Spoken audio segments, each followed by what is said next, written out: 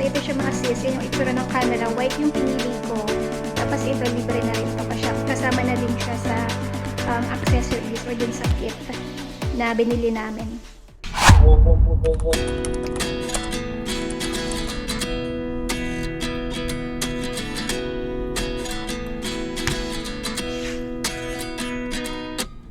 At 29 and I find myself wondering what did happen to the last 10. I ran away with my life, fast forward, never turn back again. It's kind of funny that the more we pass time, the more we need to set them rewind. And 19 was the year I had to leave you, but now I'm seeing all the signs. Is this really happening? I can't believe it's true. I'm just as surprised as you. Is this really happening? I can't be too sure, but one day I'll be yours again.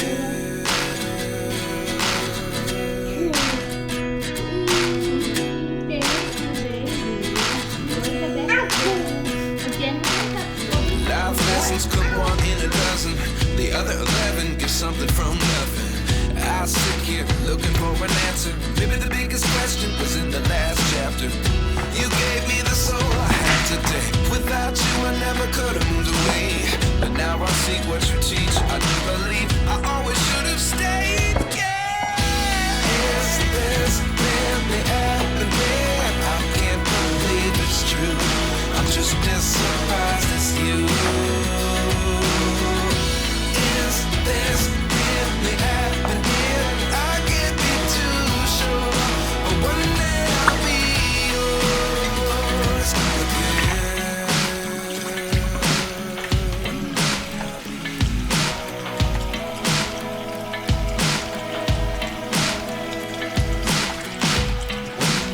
I'll be yours.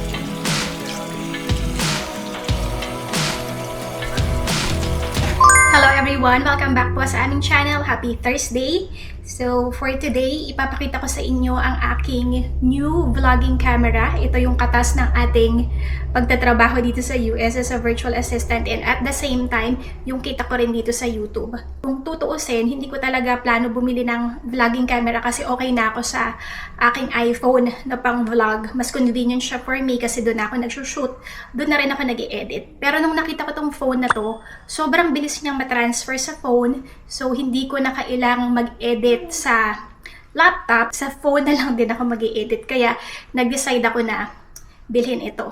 Yung una talaga naming plano ni Mr. is, siya yung bibili nitong aking vlogging camera. Pero sabi ko sa kanya, since meron naman akong sariling income dito and dalawa naman yung aking source of income, kahit na hindi ganun kalakihan ang kinikita ko dito sa YouTube, is more than enough naman para makabili ako ng gusto ko. Kaya, I am very proud na nabili ko siya. Hindi siya ganun kamahal, mga sisis and friends.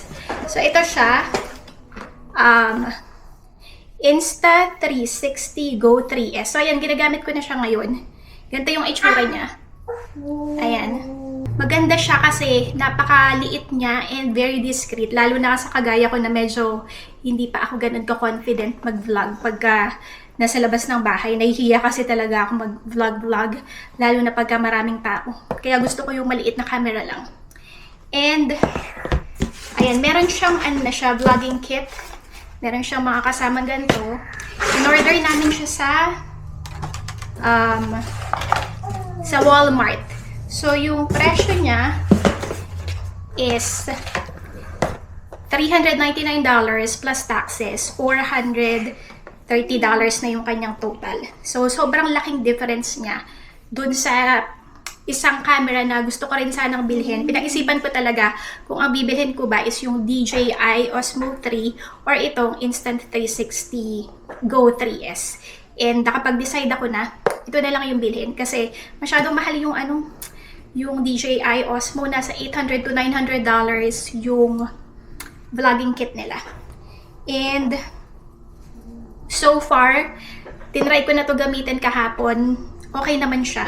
I'm happy with my purchase. So, ayun, kaya nagpapasalamat ako sa inyo sa patuloy na panunood ng aming mga videos. Kahit na hindi ganun karami ang aming mga views, kumikita pa rin naman ako dito sa YouTube. So, I'm very thankful for that. So, maraming salamat po sa inyo na ating mga viewers. And syempre, thankful din ako sa aking client na hanggang ngayon is pinagkakatiwalaan pa rin ako na maging virtual assistant niya kahit na ako ay preggy.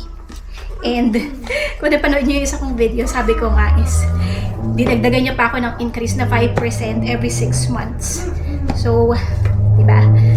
I feel so blessed and I am very happy about that. Hindi ko mabuksan para ipakita ko sa inyo yung mga accessories niya. Maganda siya kasi pwede mo siyang stick kung saan kasi magnetic. And, ayun. So, ito yung kanyang mga kasama. Ito yung magnet. Pwede mo siyang idikit dito sa kanyang pendant. Ayan. Tapos isusuot mo siyang ganyan. Para pag POV yung gusto mo. And then, ito naman, pagka sa cup, pwede. Ito naman, kung parang mount siya, na pwede mo rin siyang idikit kung saan-saan. So, kaya ito yung napili ko. Yung isa lang disadvantage nito is wala siyang option to connect an external mic. Internal microphone lang talaga nung mismong camera yung pwede mong gamitin, which is okay lang naman para sa akin. I think yung sound quality naman niya is great. Kaya okay lang din. So, ayan. Meron na tayong bagong vlogging camera. So, ito siya mga sis. Yan yung itsura ng camera. White yung pinili ko. Tapos ito, libre na rin to. Kasama na din siya sa accessories or dun sa kit na binili namin. Ayan.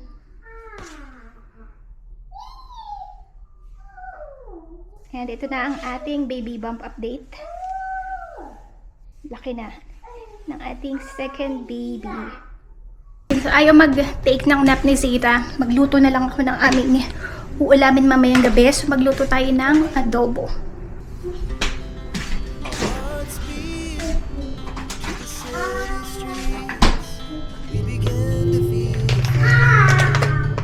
Na-defrost ko na ito.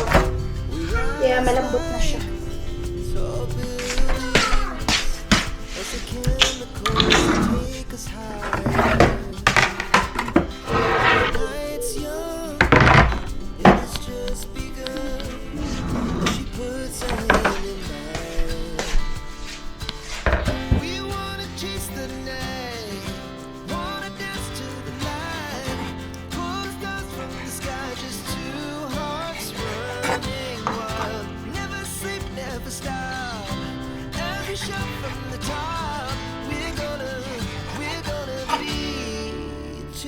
Running wild.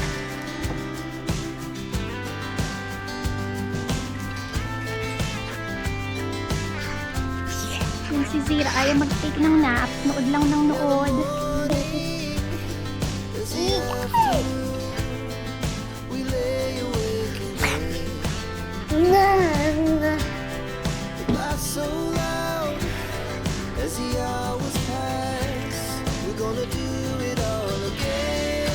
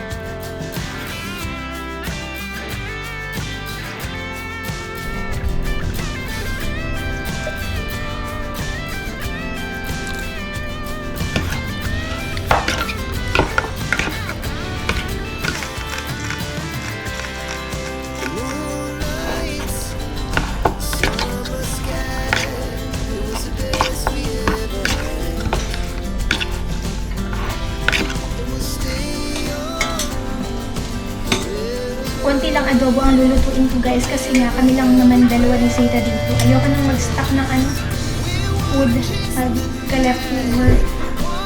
Baby!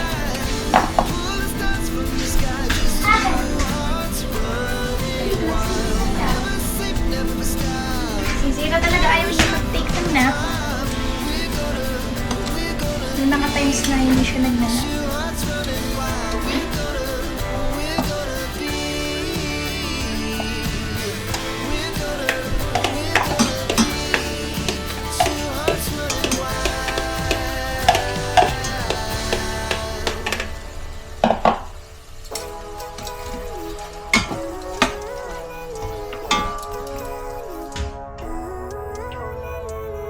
Living life at any every day, so I'ma just get it dying. Every night okay in the next life have to be a better me. I don't think that my head's on straight. Gotta flip it and grip it and go and get an x-ray. What's wrong with me? I just feel weight pushing on my chest and it squeezes till I suffocate. Better change my mindset. Dito muna ako sa couch habang inaantay kong maluto itong ating adobo. Si Zeta talaga ayaw niya mag-take ng nap. Akala ko mag-nap na siya kasi humiga na siya dyan sa kanyang bed. Tapos wala, bumangon na naman. Pero okay na din yun para maaga kaming makatulog. Kasi pagka nagnanap siya, tapos gumising siya ng mga 5 p.m., mga 9 p.m. na kami nakakatulog. Pero since hindi siya magnap, siguro mga 8 or 7:30 pwede na kaming matulog. Ganun. Kaya lang kasi 'di ba, dahil spring na, sobrang liwanag pa ng 7:30. Well, medyo madilim na rin naman pala. Kaya lang mas mahaba na kasi yung may sunlight ngayon kasi nga springtime na. So anyway, story time lang tayo habang inaantay ko ang maluto itong aking adobo. Napapagod kasi akong tumayo. Dahil ang laki-laki na ng ating second baby. Ngangalay na yung kamay ko. Tsaka kung napapansin nyo, alam ko na napansin din yun ni Miss Evelyn last time na parang hinihingal daw ako. Oo, hinihingal talaga ako. Ganito rin ako nung pregnant ako kay Zira, which is normal naman daw talaga na magiging out of breath ka. Pero hindi naman siya malala na hirap akong huminga. Pagka lang ang dami kong ginagawa. Medyo iniiwasan ko na rin mag-browse sa TikTok. Kasi, last time nung nag-browse ako, puro about sa delivery, C-section delivery yung nakikita ko. Sunod-sunod yun. Mga dito sila sa US, and mga American sila. Sabi nila, C-section sila nag-deliver ng baby, and then yung ginamit sa kanila is epidural. Kung hindi ako nagkakamali. And then yung iba sa kanila, hindi daw nag-work yung epidural. So habang inooperahan sila para ilabas yung baby, nararamdaman nila yung nahinihiwa sila. So sobrang sakit. So ang ginawa daw is sila, anong tawag dito? Biglang binigyan na lang ng general anesthesia. So which is, di ba, nakakatakot para sa akin na magde-deliver via C-section. Medyo nag-worry ako. Pero kasi dun sa Philippines, 3 beses na ako naka-experience ng anesthesia. First is nung colonoscopy ko, general yun, kaya tulog talaga ako. And masasabi ko, yun ang pinakamasarap na tulog na naranasan ko sa buong buhay ko. Ay, meron pa pala nung tinanggal yung aking wisdom tooth. Actually, 2 wisdom teeth. Pero siya, yung gising din ako nun eh. And okay lang. Hindi ako natatakot talaga kasi pagka yung mga ganyang procedure dahil nga siguro sanay na ako. And then, di ba, nagkaroon ako ng blighted ovum. So, kailangan akong ma-DNC kasi nga hindi nare-recognize ng katawan ko na failed na yung pregnancy. Yes, baby. Yes, baby. Why are you not taking a nap? Yay! So, ayun. So, sa DNC ko, hindi ko sure kung epidural ba yun or spinal. As far as I know, spinal siya. Spinal anesthesia. So, nung DNC ako, gising ako, and may nararamdaman ako yung pulling and tugging na tinatawag nila. Pero hindi siya masakit. Medyo uncomfortable lang, pero hindi naman ako natakot. So, okay lang siya. Pero may naramdaman nga ako, pulling and tugging. And then, nung C-section ko na, nung pinanganak ko to si Zira sa Philippines, spinal din yun. Hindi siya epidural. So, magkaiba kasi yun, epidural and spinal anesthesia. Ilagay ko na lang dito yung definition from Google ng pagkakaiba niya. Wala naman ako naramdaman. Very calm and relax lang. Kasi ang babait din ng mga doktor. Pero kasi nung nanganak ako dun sa Philippines, hindi pinayagan si Mr. na pumasok sa operating room. Pero dito, papayagan siya. So, kasama ko siya. Kinakabahan ako, sabi ko, paano kung epidural din yung ibigay sa akin and then mag-failed siya? E di mararamdaman ko. Tapos bibigyan na nila ako ng general anesthesia. Pero nung last check-up ko, diniscuss sa akin ng nurse na they'll be using spinal. So, ayan, medyo gumaan-gaan naman ang aking loob dahil ganun nga yung anesthesia na ginamit sa akin nung ako ay nandun sa Philippines and naging okay naman lahat. So, ayun, I'm just praying and hoping na maging maayos lahat, walang maging problema. So 2 weeks from now, may check-up ako and then after that, 2 weeks from that time, i-schedule na yung aking C-section. Konti na lang, malapit nang lumabas ang ating second baby girl. Excited na kami, si Zeta is magiging ate na. And then we're gonna have new Filipino-American baby sa Rose family.